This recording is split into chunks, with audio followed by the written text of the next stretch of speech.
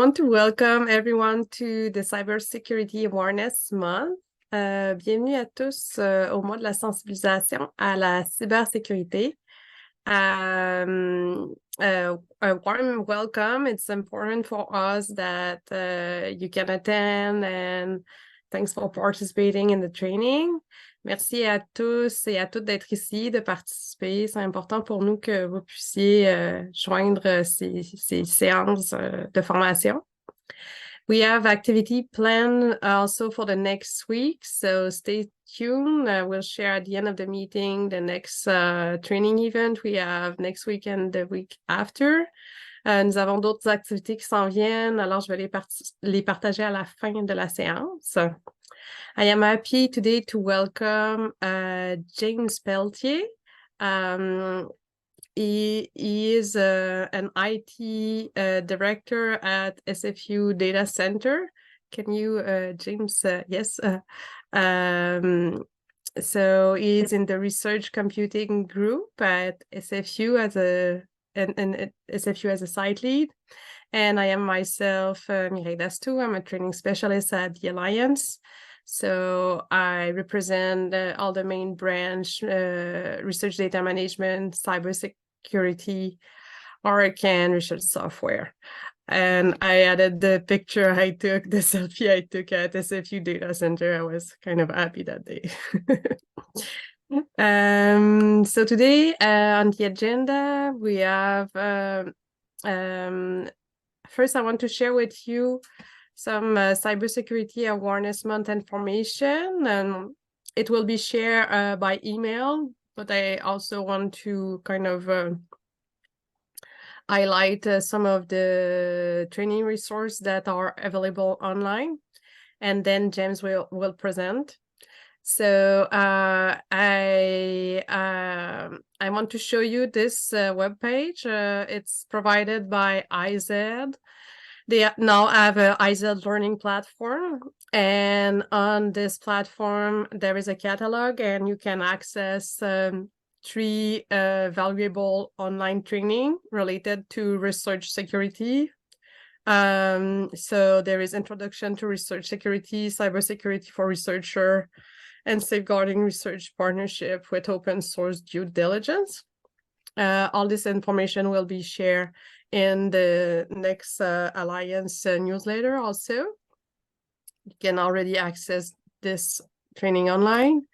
So if you didn't already subscribe, I invite you to subscribe to the Alliance newsletter to receive the email with the information in it. So it's in the chat.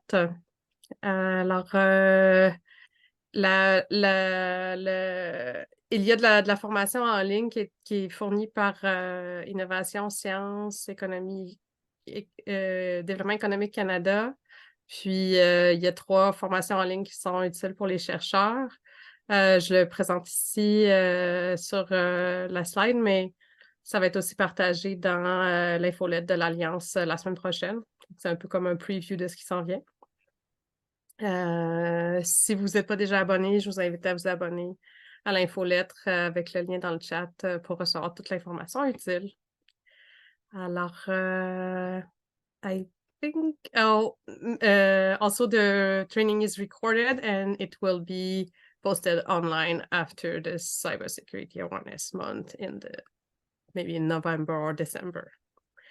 So now, James, I think it's time for you to present. The floor is yours. Je vais laisser la parole à James pour sa présentation et je reviendrai à la fin pour le Q&A puis pour répondre à les questions. Thank you very much, Morel. My apologies, although my last name is Peltier, I unfortunately do not remember any French from my younger times working on the farm. And so my portion of the presentation will be entirely in English, but we will try to get the presentation itself translated into French at some point in time. I'm here to present on an introduction to incident analysis as recently performed by SFU. And the reason I'm giving this presentation is really to try to remove some of the stigma associated with the security incident, to share some of the steps and approaches that we took as part of our transition through this process, and to show everybody that everyone makes mistakes and we all have some blind spots, and it's very important to understand them and realize them and address them at some point in the future. And I think also to show the value that sharing information across the various communities helps us all become better from a security standpoint. So a little bit about CEDAR itself. CEDAR is one of the largest supercomputers in Canada. It has roughly 100,000 cores, 2,500 plus nodes. There's a mix of GPU and CPU nodes, and we process about 100,000 jobs per day, with an average utilization rate of between 85% and 95%. As a general purpose supercomputer, when people ask what it is that we do, we basically process data from everything from AI to zoology. Like other teams within the Federation, there is an amazing group of people that help to keep the system running and to assure that it's as secure as possible. CEDAR does, however, have unrestricted access to the internet from within the cluster, and this is something that is a bit different than other clusters within the Federation. Back in 2017, we actually had this really cool opportunity to be featured on the Linus Tech Tips channel. I encourage everybody to go and have a watch. It's important to state that this particular video only shows the state of CEDAR in its stage 1 phase, but we are now composed of 3 stages. As another note, one of our team members, Adam Spencer, appears in the video twice. I'm not in the video. I'm actively working in a cage that's off screen, unfortunately. So the incident started on May 11th, 2023 at 5:04 a.m. The Cybersecurity Incident Response Team of Banco do Nordeste in Brazil filed the malicious activity report to SFU, indicating that one of the IP addresses associated with CEDAR's network has been identified as the originator. The SFU Security Incident Response Team contacted the Research Computing Group on May 12th at 9:54 a.m., and the Research Computing Group began its analysis at 10:08. I'm interested to know, do any of your groups have a dedicated security person right now? If you do, can you raise your hand?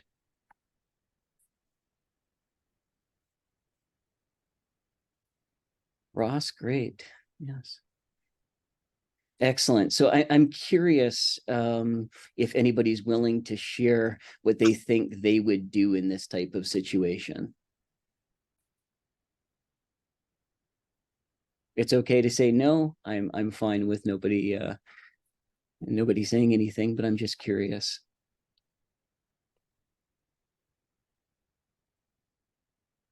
All right, I'll move on to the next slide then.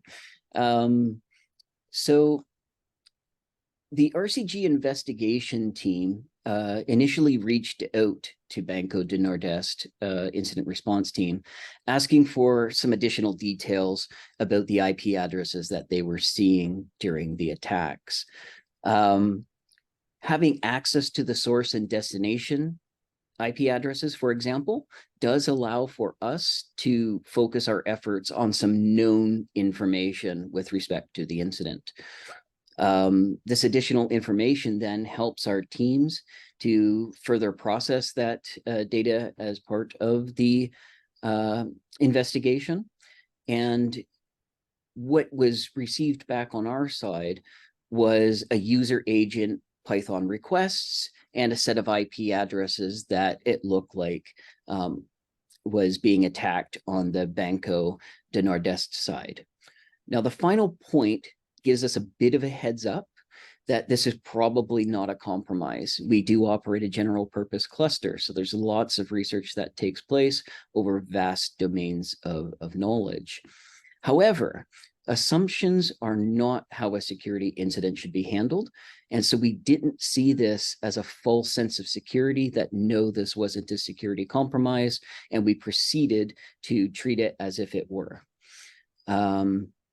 That said, we have seen this type of thing before because our cluster is open to the network. We're used to seeing researchers do some fairly interesting things with the equipment.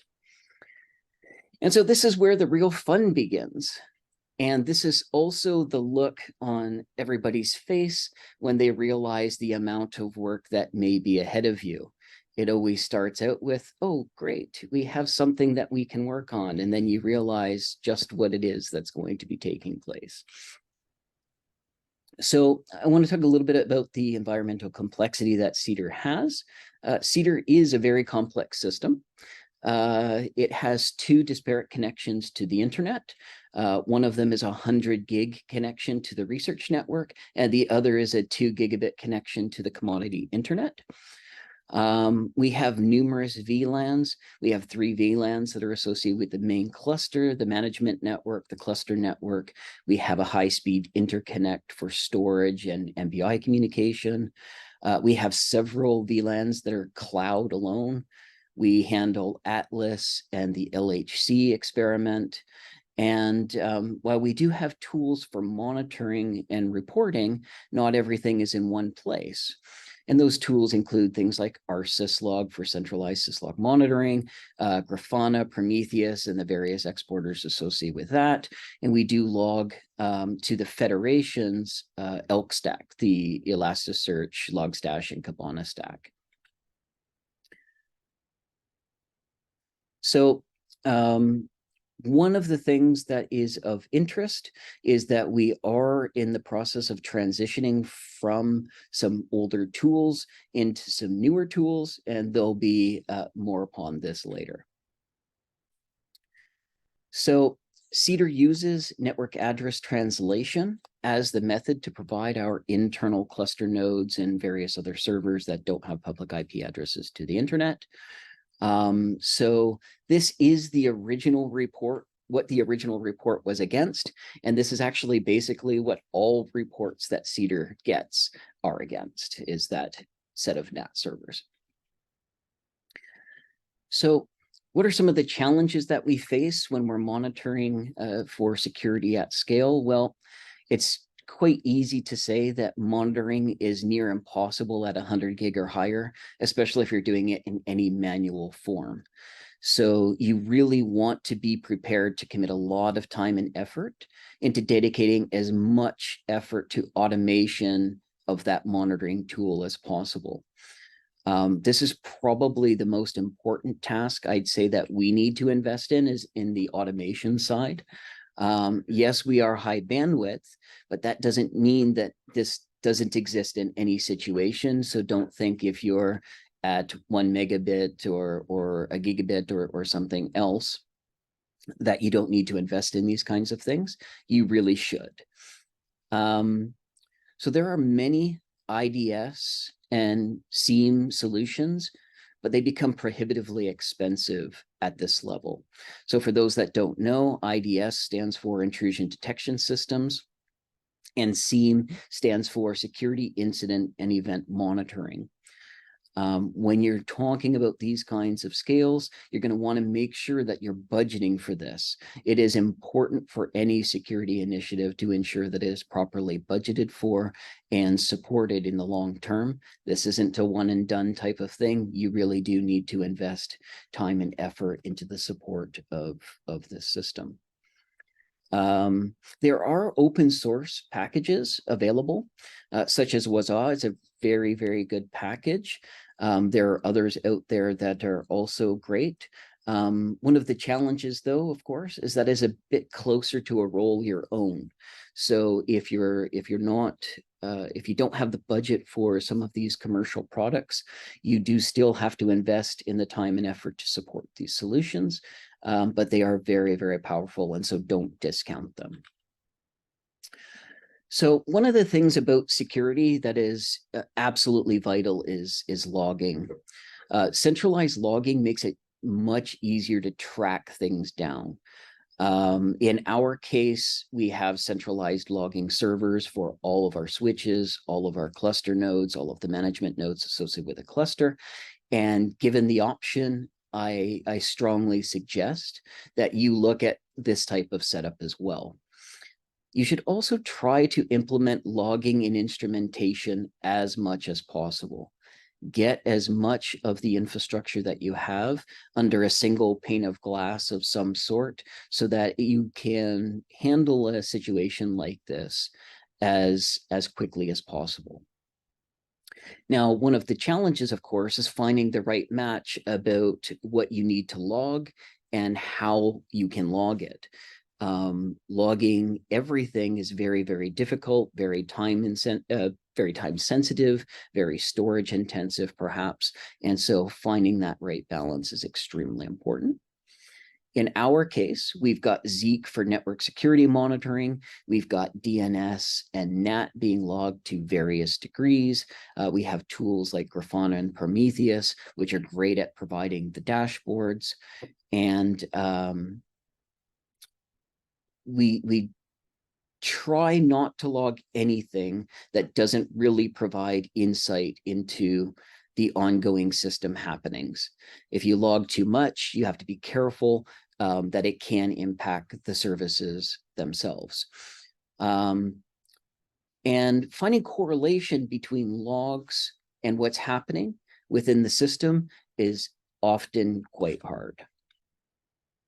But do you want to know what's even more difficult than trying to log or find correlations with the logs? Doing incident analysis where there are no logs. This was our problem number one. So you may go back to a previous slide where I talked about the fact that we were transitioning to newer tools. Well, as we were performing that transition, we found out that logging to those new servers simply wasn't functional. In addition to that, sadly, we found out that our central log feed wasn't even working.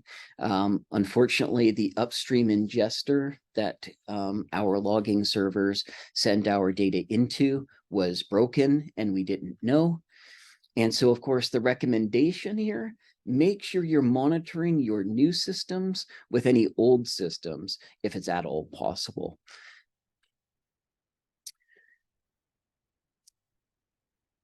I somewhat lied. We do actually have additional logs. So we still have our Zeek logs. Those are kept locally as well as logged centrally. So they are kept in separate places, which is actually a great thing in this environment or given this challenge. But there are challenges in balancing how much NAT traffic that we want to log. So we do log our DNS requests within our DNS containers. We do log some of the to and from information of our NAT servers. But why would you ask only some? Well, we don't log each and every packet clearly. Often we're looking at flows when a connection comes up, when a connection goes down. And the other challenge is that the NAT servers themselves don't do the node job correlations. So we don't actually know from the NAT server logs exactly which Slurm job is happening up front. And so this is problem number 2 for us. We actually need to spend some time to sort out which of the server nodes that are within the cluster are actually initiating the traffic. Then we need to look at each of those nodes and figure out, who is operating on the node itself. And then we have to coordinate the users that are on that node to jobs that are operating within the cluster. And as you can see, there's a lot of work here that needs to be done outside of just the logging portions themselves. So one of the things that we would like to investigate is finding out, what is that right balance? Getting the initial packet isn't enough. Logging the full traffic is a bit too much. What is the correct balance? And right now, those are still under investigation within our team to find the best match for those kinds of things. Now, unfortunately, things got a bit worse at this point.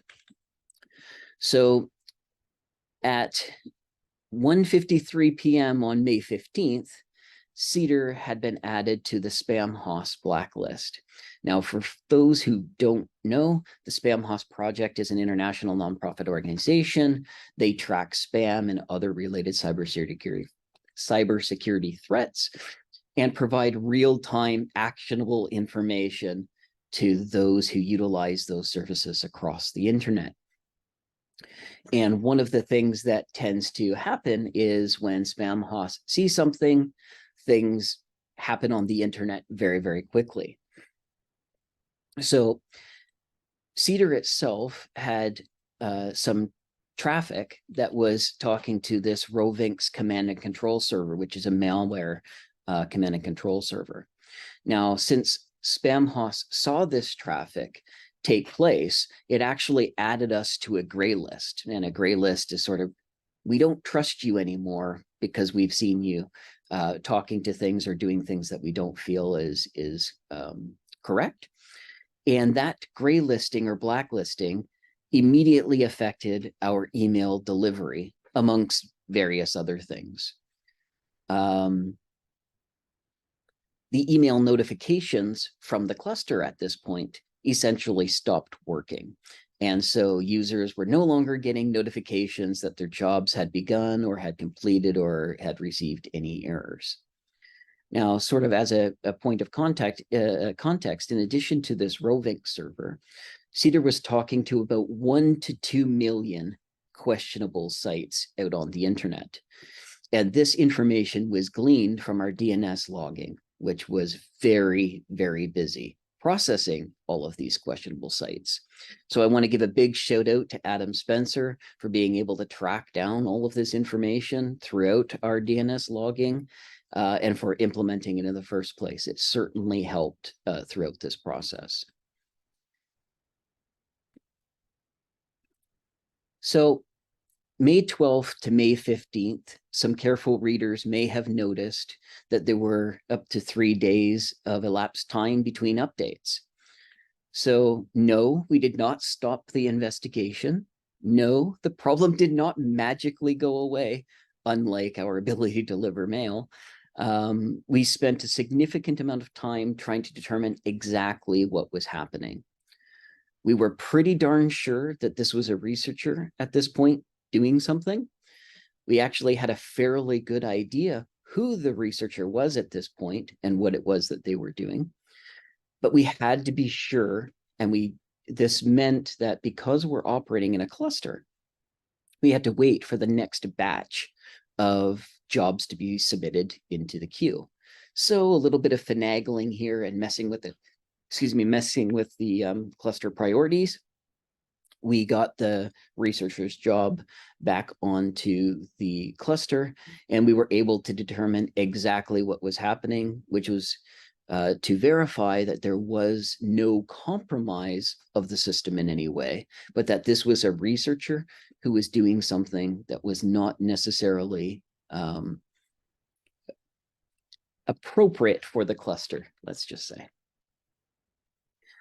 So throughout the investigation, we didn't conclude that it was a researcher conducting port scanning and probing tests. And while the tests were benign in nature, there was a lot of them. As I mentioned, 1 to 2 million DNS requests are what we were seeing for a single given job.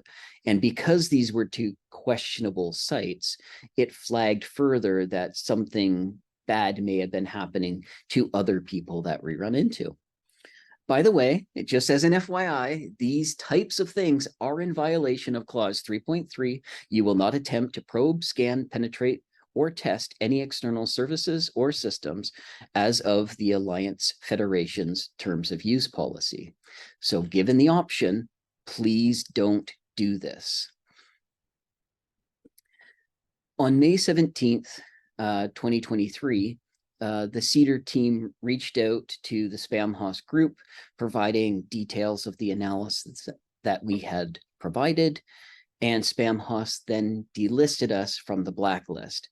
All of a sudden, lots of things that CEDAR does, like send email to our researchers, began to function again.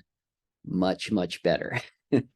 May 18th, 2023, the Research Computing Group, Cybersecurity Response Team reached out to the Research National Team and now time for a quick poll. Did we inform the researcher that we knew their home institution, where they lived, and that a team of bone adjusters were on their way? Or did we reach out and ask the nature of the research and inform them of the violation of terms of service? So this is a quick poll. Which one did we do? Feel free to answer in chat.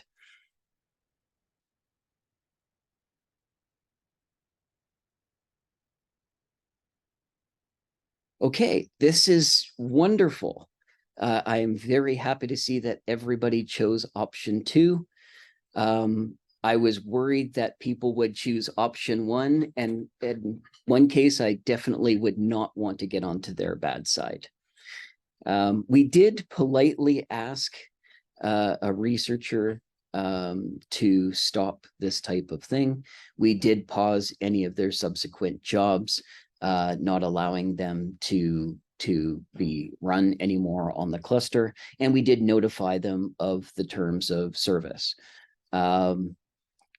The researcher did inform that they were using these 1 to 2 million sites as a URL gathering mechanism, and they were going to use this for machine learning. This could be for things like antivirus or AI machine learning in terms of intrusion detection systems. But unfortunately, it's just not allowed to happen on our cluster. The researcher has apologized for their wrongdoing and promised not to do it again. So we've got our eyes on them.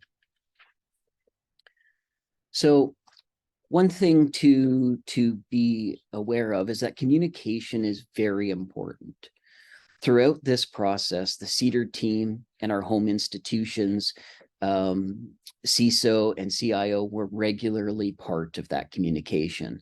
You need to make sure that your team and other appropriate people that need to be informed are informed of what is going on throughout the incident process itself. And very importantly, document as much information about the incident as you can. So documentation is important. And so throughout this talk, I know there were lots of people thinking, James has this amazing memory. How could he possibly remember everything that went wrong, including the exact dates and times? I regret to inform you that this is not the case. I'm much closer to Dory from Finding Nemo. And so the importance of documentation is really what saved us here. Documentation is important for the process of what's called a post-mortem. And during any security incident, you should be documenting as much as possible in preparation for performing one of these. This task itself should not be onerous, or you simply will not do it. And there are 3 core principles that should come from the report.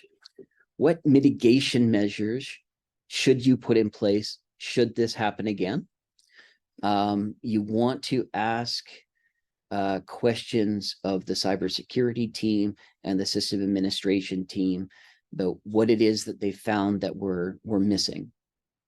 How can we improve this process? Lessons learned during that incident should help make any future incidents faster to respond to and easier to determine root cause. In our case, this wasn't the first incident of our team, so we've seen the value in this, and we've seen the value in other much, much worse situations. So it should also include recommendations for improving the incident handling procedure itself. So this is a bit of an example with the important bits, the bits that actually have user information in it. But as you can see, we have a confidential cybersecurity incident report. It has a summary of how the incident came to our attention. It has details about what we found to be proper mitigation measures, some recommendations for our own team or other team members within in our case, SFU, and recommendations that we could have for improving the process itself. The total length of this report is about 3 pages. For a larger incident that we have, it was about 5 pages, but it really is just point form, what happened, what challenges we faced, who was involved in the process, who was brought in, communication directors, all of those sorts of things. So what did we learn? We need to review our logging policies are adequate for faster incident investigation. Clearly, we had a breakdown in the logging side of things. Not having any logs for any period of time and not getting notified of it is not a good thing. Traffic flows between traffic flows versus every packet.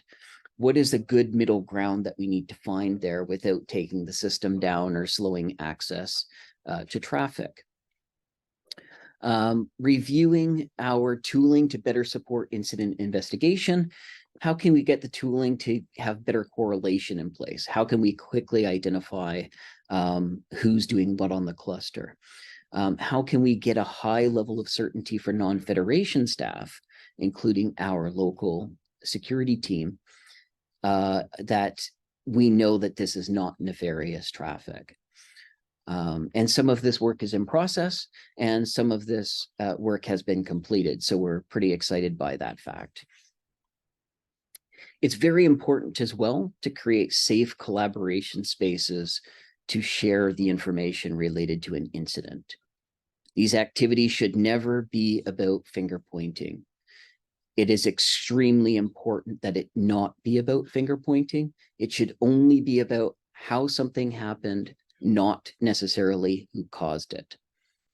Remember, an attacker only has to find one point of weakness in your environment, and you need to protect everything. So an incident isn't necessarily a failure, but an opportunity to learn and make things better. Okay.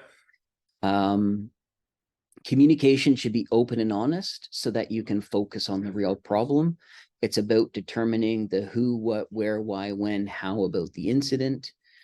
This brought up all the conversations as well about, how can we get those non-federation staff involved in opportunities to troubleshoot this much more quickly and provide details upstream to avoid things like getting spam host. It also gives us the opportunity to share experiences with the community. And I really want to drive home the fact that my sharing our recent experience in this is really about letting everybody know that we all have blind spots and that there is a lot of work that can be done across the community to make our security posture within the Federation and within our home institutions much better. And I wanted to finally take this opportunity to really thank those on the team who were involved with the security incident, because I really couldn't have done this without them. I am a technical person, but I'm the director of research computing, and so I wasn't necessarily in the trenches. I do want to thank Adam Spencer, who was the lead on the security incident themselves, Dixon Lee, who's our cybersecurity analyst, looked after all of the communication, Sergey Chelsea, who's actually a high energy physics person, but was heavily involved in the process, and Lixin Liu, who's our networking person for partaking in this event.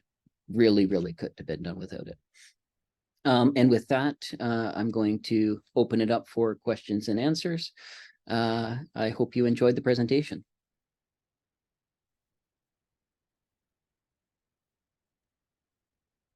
Yes, thanks, James. I see we have a few questions. I'm just going to stop the share if you don't mind. That way I can see more people. Are there any questions, comments, concerns?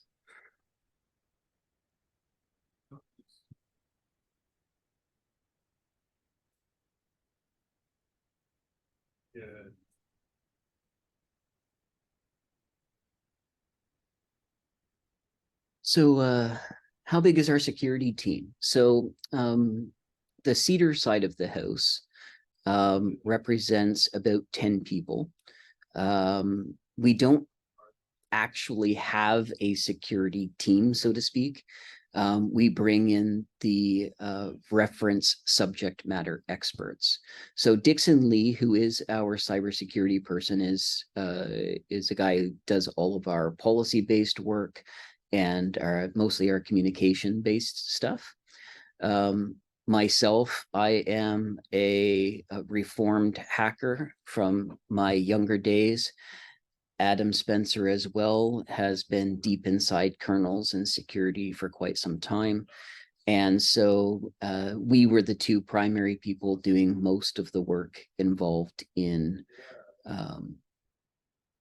determining exactly what had happened. On the SFU side of the house, we have several people who are involved in securing SFU's administrative systems, as well as the research systems that are hosted on SFU's network specifically, but they don't actually partake in most of the security incident analysis that takes place on the Cedar side. This is something that we would like to address so that we can better utilize those resources as well. Are we reconsidering internet access from the compute nodes? We have it on our local cluster, USask, and it has been a source of problems. This is always a challenge, especially on the general purpose clusters where we don't necessarily know what type of research is happening. Yeah, it's problematic. We definitely agree. Seeing our NAT servers quite frequently in perceived, at least, security incidents is difficult. One of the things that we don't have as a mechanism, though, that can make the adding or removing of rules from the cluster for research done easily or performed easily. I think if there was an ability for a researcher to have a process that they could easily request and get reviewed access to the internet, that would make things much better, though. That said, we don't really have that many security incidents on the Cedar system. So far, outside of the 2 or 3 research-related incidents, it hasn't been all that difficult a problem. Would it be possible for project leaders to see IP addresses that are used by members that access the cluster, at least for data security? Yeah. So that's an interesting question, Alex. I would say we're in research, so everything is possible. It's just how difficult it is to implement and get things right. I think there are lots of opportunities where we can provide additional visibility if the tooling was in place and fairly well standardized, to allow this type of visibility into who's doing what on the clusters. The question still is, though, who should have access to that data, when, and how? Those are things I don't think that are very well understood or answered at the moment. Reading thousands of logs is practically not possible. Can you recommend any AI tool that reads logs? This is something that we're working with our data scientists here at SFU to see if there's something that we can do to really add some AI into the processes themselves. We're really at the moment focused on some tooling that can provide better aggregation of the data. So I'm not looking at individual logs themselves, but I'm looking at how I can do better correlation with the logs. So tools like the Grafana stack with Loki, for example, Elasticsearch, and so forth. How can we make those tools better for the environment in support of finding the data post haste? I think the more important place to put this is in our intrusion detection and anomaly systems like Zeek. It would be really great if there was preventative action rather than post action. If we can detect that this type of thing is taking place ahead of time, rather than having to do the analysis in the first place, that is where I'd like to see a little bit more investment in the ML side of things.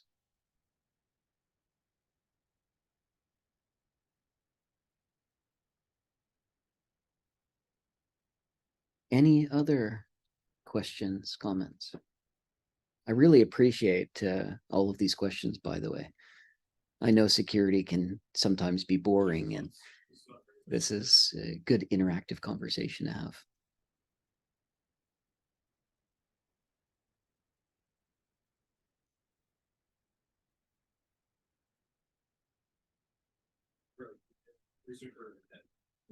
Okay. All right, it's getting pretty quiet here.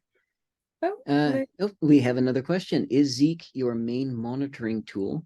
Do you use any other SIEM tools? So Zeek is our primary monitoring tool at the moment. It just happens to also be the tool that SFU uses, although we use it at a much higher scale at 100 gig. SFU does use SIEM tools from Fortinet right now. What we're trying to do is figure out whether or not we can leverage some of those tools to send portions of our logs, at least, into those SIEM tools. Again, at our scale, many of those tools are prohibitively expensive. And so that is a challenge, especially considering that many of the sites are looking at going 200 gig or more for the next round of connectivity on the research network. But yes, Zeek is our primary monitoring tool.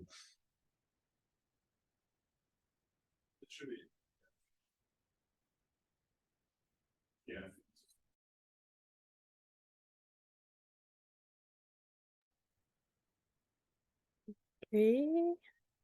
So thanks for the question, answers, and thank you very much, James. I appreciate this kind of really real world situation and the analysis of the incident. I was happy to present on it. Hopefully others will also take me up on the next cybersecurity round.